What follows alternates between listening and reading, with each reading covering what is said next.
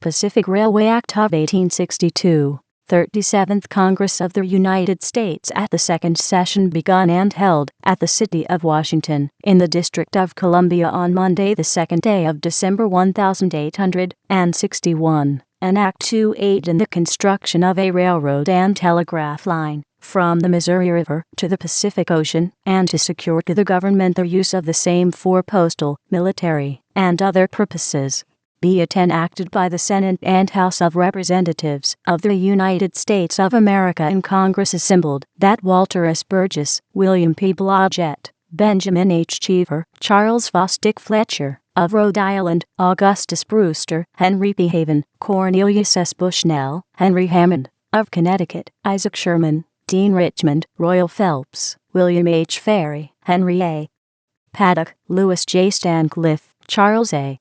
Secor, Samuel R. Campbell, Alfred D. Tilton, John Anderson, Azariah Booty, John S. Kennedy, H. Carver, Joseph Field, Benjamin F. Kemp, Orville W. Childs, Alexander J. Bergen, Ben Holiday, D.N. Barney, S. DeWitt Bloodgood, William H. Grant, Thomas W. Olcott, Samuel P. Ruggles, James B. Wilson, of New York, Ephraim Marsh, Charles M. Harker, of New Jersey, John Edgar Thompson, Benjamin Haywood, Joseph H. Scranton, Joseph Harrison, George W. Cuss, John H. Bryant, Daniel J. Morrell, Thomas M. Howe, William F. Johnson, Robert Finney, John A. Green, E. R. Meyer, Charles F. Wells, Jr., of Pennsylvania, Noah Law Wilson, Amasa Stone, William H. Clement, S. S. Hall Media, John Brow, William Dennison, Jacob Blickensterfer, of Ohio, William M. McPherson, R. W. Wells, Willard P. Hall, Armstrong Beatty, John Corby, of Missouri, S. J. Hensley, Peter Donahue, C. P. Huntington, T. D. Judah, James Bailey, James D. Ryan, Charles Hosmer, Charles Marsh, D. O. Mills, Samuel Bell, Louis McLean, George W. Moe, Charles McLaughlin, Timothy Dame, John R. Robinson, of California, John Atchison and John D. Winters, of the Territory of Nevada, John D. Campbell, R.N. Rice, Charles A.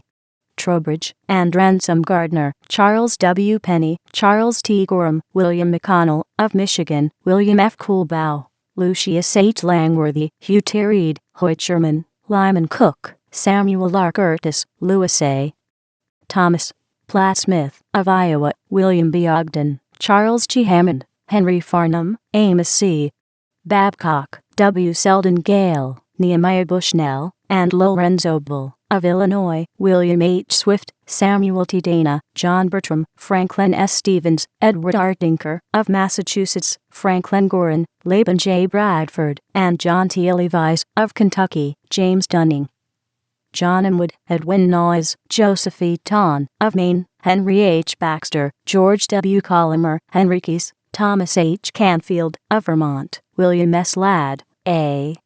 M. Barry, Benjamin F. Harding, of Oregon, William Bunn, Jr., John Catlin, Levi Sterling, John Thompson, L. Hull Phillips, Walter D. Mack and O. T. B. Stoddard, E. H. Broadhead, A. H. Virgin, of Wisconsin, Charles Payne, Thomas A. Morris, David C. Branham, Samuel Hanna, Jonas Vodall, Jesse Law Williams, Isaac C.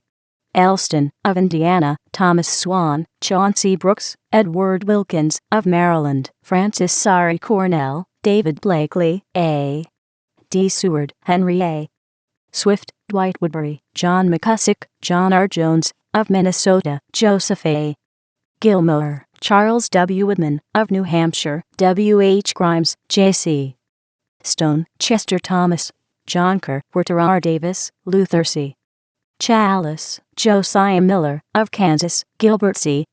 Monoland, Augustus Counts, T. M. Marquette, William H. Taylor, Allen Saunders, of Nebraska, John Evans, of Colorado, together with commissioners, to be appointed by the Secretary of the Interior, and all persons who shall or may be associated with them, and their successors, are hereby created and directed into a body corporate and politic in deed and in law, by the name, style, and title of the Union Pacific Railroad Company, and by that name shall have perpetual succession, and shall be able to sue and to be sued, plead and be pleaded, defend and be defended, in all courts of law and equity within the United States, and may make and have a common seal, and the said corporation is hereby authorized and empowered to lay out, locate, construct, furnish, maintain, and enjoy a continuous railroad and telegraph, with the appurtenances, from a point on the 100th meridian of longitude west from Greenwich,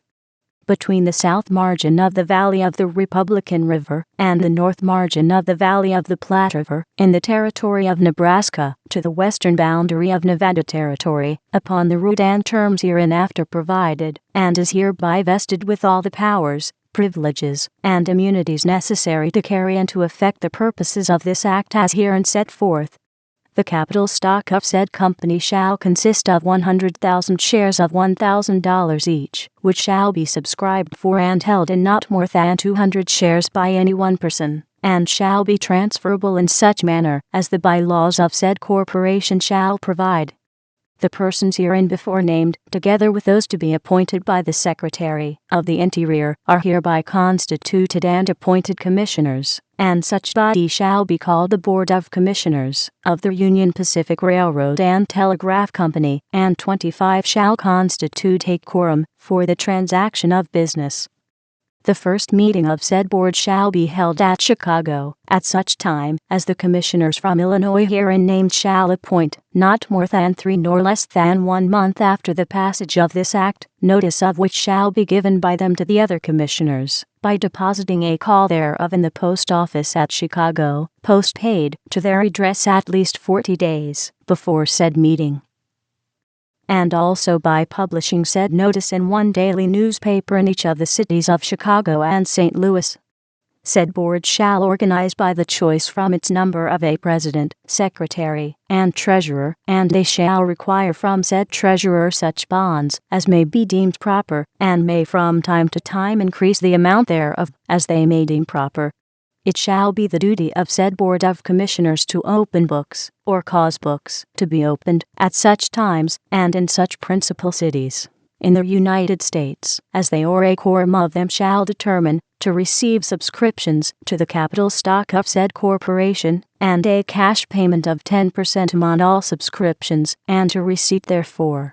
So soon as 2,000 shares shall be in good faith subscribed for, and $10 per share actually paid into the treasury of the company, the said president and secretary of said board of commissioners shall appoint a time and place for the first meeting of the subscribers to the stock of said company, and shall give notice thereof in at least one newspaper in each state in which subscription books have been opened at least 30 days previous to the day of meeting.